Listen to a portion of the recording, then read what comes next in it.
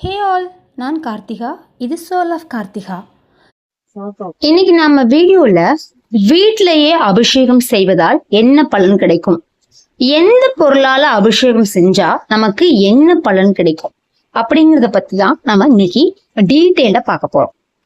நம்முடைய இந்து சமய வழிபாட்டுல அபிஷேகம் அப்படிங்கிறது ரொம்பவே சிறப்பான ஒரு வழிபாட்டு முறையாகவே சொல்றாங்க. கோயில்ல மட்டும்தான் அபிஷேகம் செய்ய வேண்டுமா அப்படின்னா அப்படியெல்லாம் இல்லை. நம்முடைய வீட்டிலும் நம்மால முடிஞ்ச அளவு ரொம்ப சிம்பிளாவும் பக்தியுடனும் அபிஷேகம் செய்து இறைவனை நாம வழிபடலாம்.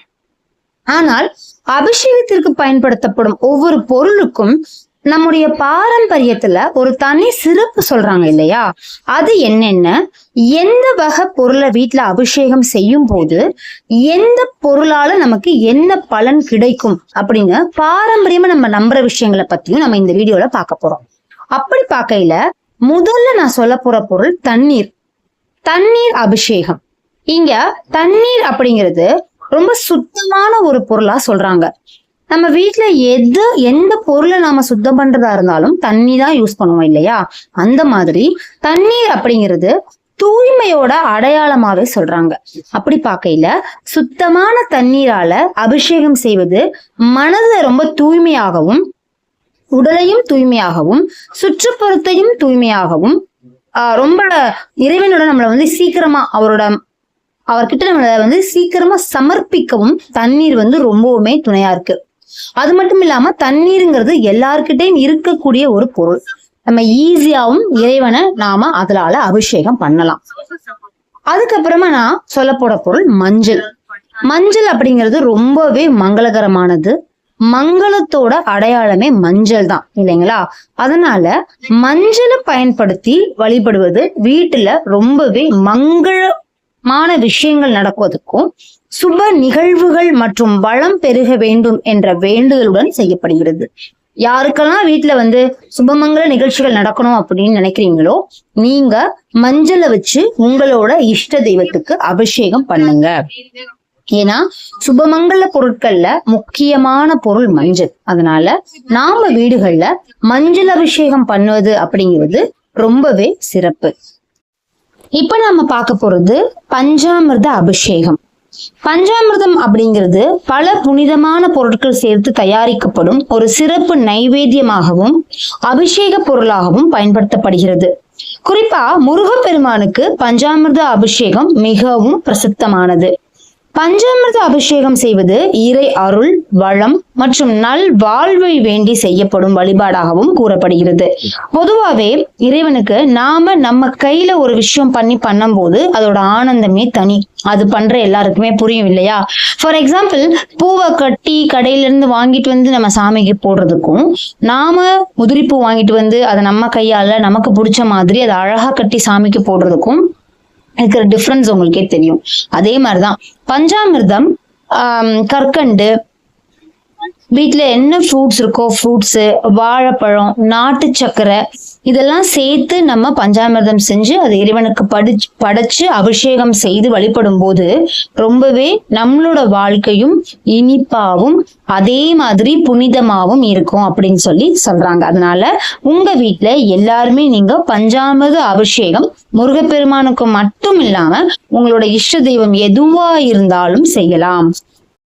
அடுத்ததான் நம்ம பார்க்க போற அபிஷேக பொருள் தயிர் அபிஷேகம். தயிர் வளம் மற்றும் சந்தோஷத்தின் அடையாளமாக கருதப்படுகிறது. தயிரால அபிஷேகம் செய்தது குடும்பத்துல ஒரு நல்ல வளமும் சுபிக்ஷமும் பெருக வேண்டும் என்ற வேண்டுதலுக்காக செய்யப்படுகிறது. சோ தயிர்ல நாம அபிஷேகம் பண்ணோம் அப்படின்னா நம்மளோட குடும்பம் வளர்ந்து கொண்டே வரும் அப்படின்னு ஒரு நம்பிக்கை இருக்கு. அதனால நீங்களும் உங்க வீட்டுல உங்களோட இஷ்ட தெய்வத்துக்கு தயிர் வச்சு அபிஷேகம் செய்யலாம். அடுத்ததான் நம்ம பார்க்க போறது சந்தன அபிஷேகம். சந்தனம் பொதுவாவே குளிர்ச்சியான ஒரு மூலிகை அப்படிங்கிறது நம்ம எல்லாருக்குமே தெரியும். சோ அப்படி இருக்கும்போது சந்தனத்தால நீங்க அபிஷேகம் பண்ணும்போது குளிர்ச்சி மற்றும் ரொம்பவே அமைதியான ஒரு அடையாளமாகவே கருதப்படுகிறது. நீங்க அந்த சந்தனத்தை சாமிக்கு நீங்க அபிஷேகமா அதை பூசும் பொழுது நம்மளோட மனமும் குளிர்ச்சியா இருக்கும், இறைவனும் குளிர்ச்சியா இருப்பார் அப்படின்னு சொல்றாங்க. சந்தனத்தை பயன்படுத்தி அபிஷேகம் அல்லது அலங்காரம் செய்வது பொதுவா மன அமைதி மற்றும் இறை சாந்தியை வேண்டி செய்யப்படும் வழிபாடாக பார்க்கப்படுகிறது. அதனால நாம எல்லாருமே நம்மளுடைய வீட்டுல சந்தன அபிஷேகம்ங்கிறது கட்டாயமா பண்ணலாம். ஏன்னா யாருக்கு தாங்க பிடிக்காது? மன அமைதியும் நாம ஒரு குளிர்ச்சியா இருக்கிறதும் யாருக்கு தான் பிடிக்காது? அதனால நாம நமது வீடுகள்ல சந்தன அபிஷேகம் வச்சு பண்றது ரொம்ப நல்லது. அந்த சந்தனத்தை ஆர்கானிக்கா வாங்கிக்கோங்க. வாங்கி முடிஞ்ச அளவுக்கும் ஒரிஜினலா இருக்கிற சந்தன பொடிகளை வாங்கி பயன்படுத்துங்க. அடுத்ததான் நம்ம பார்க்க போறது விபூதி அபிஷேகம். விபூதி அபிஷேகம் அப்படின்னா ஒண்ணும் இல்லைங்க, திருநீரு அபிஷேகம். இங்க திருநீரு அப்படிங்கிறது சிவ வழிபாட்டுல மிகவும் முக்கியமானது. நிலையற்ற இந்த உலக வாழ்க்கையை நினைவுபடுத்துவதோடு இறைவனிடம் நாம எதுவுமே வேணாம் அப்படின்னு சொல்லி சரணாகதி அடைகிறதுக்கான ஒரு நிலை. அதாவது நாம எல்லாருமே மனுஷங்க, நமக்குள்ள நிறைய நல்ல விஷயங்கள், கெட்ட விஷயங்கள், பகை, வெறுப்பு, இன்பம், துன்பம் எல்லாமே இருக்கும். இது எல்லாமே இந்த உடம்புக்கு மட்டும்தான். என்னைக்கு நாம இந்த உடம்பு போகுதோ நாம எல்லாருமே சாம்பல் அப்படிங்கிறத நினைவுபடுத்துறதுக்கு தான் இந்த விபூதி. நம்மளோட வாழ்வு அப்படிங்கிறது நிலையற்ற ஒன்றுதான் அப்படிங்கிறத சொல்றதுதான் இந்த விபூதி. அதனால நாம வீட்டுல இந்த விபூதியை வச்சு அபிஷேகம் பண்ணி இறைவனோட ஆன்மீக முன்னேற்றத்தை வேண்டுவதற்கான ஒரு வழிபாடா இத சொல்றாங்க. அடுத்ததான் நம்ம பார்க்க போறது உங்க எல்லாருக்குமே தெரிஞ்ச பால் அபிஷேகம். பால் அப்படின்னாலே தூய்மையான பொருள் அப்படின்னு சொல்லி அர்த்தம். எப்படி நம்ம தண்ணியை தூய்மைன்னு சொல்றோமோ பாலுங்கிறதும் அப்படிதான். பால் அதுல அபிஷேகம் பண்றதால மன தூய்மை, அன்பு மற்றும் மன அமைதியின் அடையாளமாக சொல்றாங்க. இறைவனுக்கு பால் அபிஷேகம் செய்வதால நம்மளோட ஃபேமிலிக்குள்ள ரொம்ப அமைதியான சூழ்நிலையும் ரொம்பவே ஒரு திருப்தியான ஒரு வாழ்க்கையும் இறைவனோட முழு அருளும் கிடைக்கும் அப்படின்னு பாரம்பரியமா சொல்றாங்க. அபிஷேக பொருள்லயே ரொம்பவும் முக்கியமான பொருள் இந்த பால் அபிஷேகம். அதனால இந்த பால் அபிஷேகத்தை நீங்க உங்களோட இஷ்ட தெய்வத்திற்கு உங்களோட வீட்டை செஞ்சு இதுக்குண்டான அனைத்து பலன்களையும் நீங்கள் பெற வேண்டும். இதுக்கப்புறம் நம்ம பார்க்க போறது பன்னீர் அபிஷேகம், அதாவது ரோஜா நீர். பன்னீர் அப்படின்னாலே ரொம்பவே வாசமான ஒரு பொருள். நம்மளோட ரோஜா எப்படி மணக்குமோ அந்த மாதிரி பன்னீருங்கிறதும் அதோட எசன்ஸ் அப்படிங்கிறதுனால ரொம்ப நறுமணமான பொருள். அந்த பன்னீர்ல நீங்க அபிஷேகம் பண்ணும்போது நறுமணம் மற்றும் மகிழ்ச்சியுடன் தொடர்புடையதாக கருதப்படுகிறது. இதை இறைவனுக்கு நாம சமர்ப்பிக்கும் போது மன மகிழ்ச்சியும் வீட்டுல நல்ல அதிர்வும், அதாவது நேர்மறை ஆற்றல் அதிகமாகவும் நிலைக்க வேண்டும் என்ற பக்தி எண்ணத்துடன் செய்யப்படுகிறது. அதனால நீங்க உங்க வீட்டுல கட்டாயம் பன்னீர் அபிஷேகம் செய்து இறைவனை வழிபடுங்கள். நான் என்னோட வீட்டுல இப்போ உங்ககிட்ட சொன்ன இந்த 7 வகை அபிஷேகமும் செஞ்சேன். ஆனா நான் செய்யாத 2 அபிஷேகம் இருக்கு, அதையும் உங்ககிட்ட ஷேர் பண்ணிக்கிறேன். தேன் அபிஷேகம். தேன் அப்படிங்கிறது ரொம்பவே ஒரு இனிமையான பொருள். அது இனிமையோட அடையாளம். அதனால தேன் அபிஷேகம் செய்வது நம்மளோட வாழ்க்கையில இனிமை, நல்ல பேச்சு, நல்ல உறவுகள், நல்ல எண்ணங்கள் மற்றும் மன நிறைவு கிடைக்க வேண்டும் என்ற எண்ணத்துடன் செய்யப்படுகிறது. நீங்க தேன்ல அபிஷேகம் பண்ணும்போது உங்க வாழ்வும் தேன் மாதிரி இருக்கும் அப்படின்னு நம்பப்படுகிறது. அதனால உங்க வீட்டுல நீங்க தேன்ல அபிஷேகம் செஞ்சு சாமியை வழிபடுங்க. தேனுக்கு அப்புறமா நாம செய்யக்கூடிய அபிஷேகம் இளநீர் அபிஷேகம். இந்த அபிஷேகமும் எல்லா இடங்களிலும் செய்வாங்க. இளநீர் குளிர்ச்சி மற்றும் தூய்மையுடன் தொடர்புடையதாக கருதப்படுகிறது. இறைவனுக்கு நீங்க இளநீர் அபிஷேகம் செய்யும் போது மன அமைதி மற்றும் நல்ல ஆரோக்கியமான வாழ்க்கையை வேண்டி செய்யப்படும் வழிபாடாக பார்க்கப்படுகிறது. இப்போ நான் உங்ககிட்ட இவ்வளோ அபிஷேகம் சொல்லியிருக்கேன். ஆனா ஒரு முக்கியமான விஷயம் என்ன அப்படி, இறைவனுக்கு இத்தனை பொருளை வச்சு நம்ம வழிபட்டா மட்டும்தான் இறைவன் நம்ம சொல்றத கேட்பாரா? இத்தனை அபிஷேகம் பண்ணணுமா அப்படின்னு கேட்டா அப்படியெல்லாம் இல்லைங்க. உங்களோட பக்தி, நீங்க அந்த கடவுள் மேல வச்சிருக்க நம்பிக்கை, உங்களோட நல்ல எண்ணம், இறைவனை நம்ம எவ்வாறு நினைச்சு வழிபடுறோம் அப்படிங்கறதுதான் இங்க முக்கியமான விஷயம்.